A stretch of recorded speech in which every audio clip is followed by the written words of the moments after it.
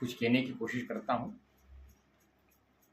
भाई श्री रतन चौहान, उम्र में हम समकक्ष हैं पर वैसे मुझसे सृजन में वरिष्ठ हैं। श्री आशीष दशोत्तर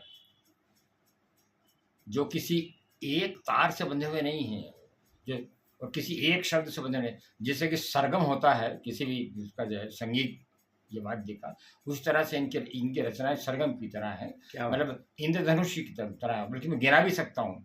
जैसे इंद्रधनुष में 7 रंग होते हैं, तो एक तो अब इन्होंने नवगीत लिखे, एक इन्होंने गज़ल लिखी, 2 इन्होंने जो है कहानी लिखी, 3 इन्होंने व्यंग लिखा, 4 इन्होंने जो है उसके साथ साथ दोहे लिखे, ये 5 फिर इसके साथ इन्होंने कोई लघु कथाएं लिखी, 6 फिर वृत्त चित्रों का निर्माण किया, 7 तो 7 रंगों का रंगायन जहाँ होता है वहाँ आशीष दशोत्तर का विचारायन होता है। क्या बात है, क्या बात है, क्या बात। अब ये जो पुस्तक है, ये एक टुकड़ा धूप का, ये गीतों का संग्रह है।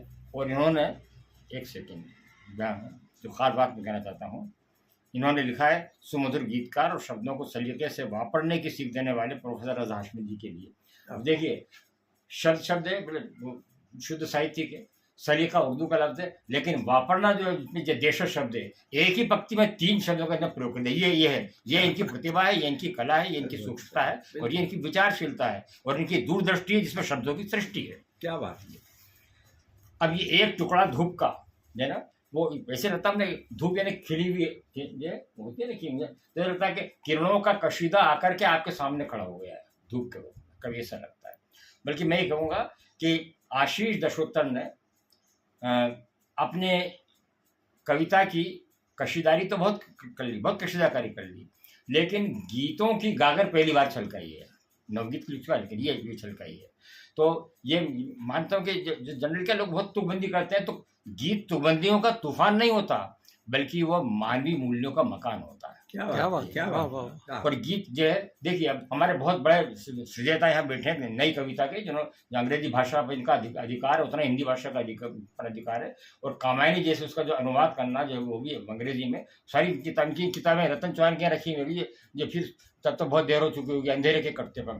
तो बता रहा हूँ कि ये नई कविता के भी बहुत जबरदस्त हस्ताक्षर है। मैं खुद भी नई कविताएं लिखता हूँ, लेकिन उसके बाद भी ये हो सकता है चौहान साहब सहमत हो असहमत हो, नई कविता में कभी कभी जो है अक्षरों की अराजकता आ जाती है, लेकिन गीत में शब्दों का अनुशासन और छंदबद्धता का जो सम्मान होता है। गीत यानी छंदबद्धता का सिंहासन, ये गीत यानी अक्षरों का अनुशासन, गीत यानी लय लालित और अक्षरों के आदित्य का जो उदय होना। तो ये धूप का टुकड़ा तो अक्षरों का आदित्य का उदय होगा ना।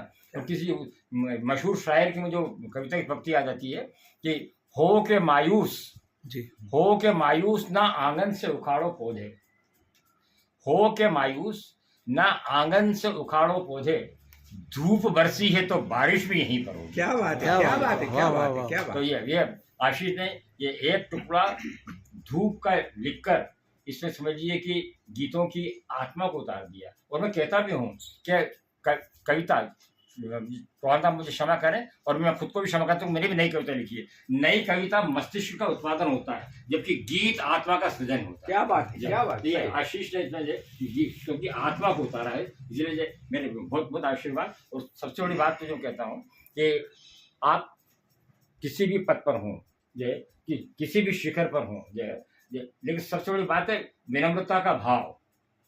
विनम्रता का भाव, आप शब्दों के शिखर में पहुंच गए, आप अक्षरों के पर्वत पर पहुंच गए, आप विचारशीलता के सागर हो गए, आप चिंतन के जो वारिधि हो गए, लेकिन बाद में अगर आप में विनम्रता नहीं है तो आप तो वो कुछ का गलत होने। ये आशीष विनम्र बहुत है।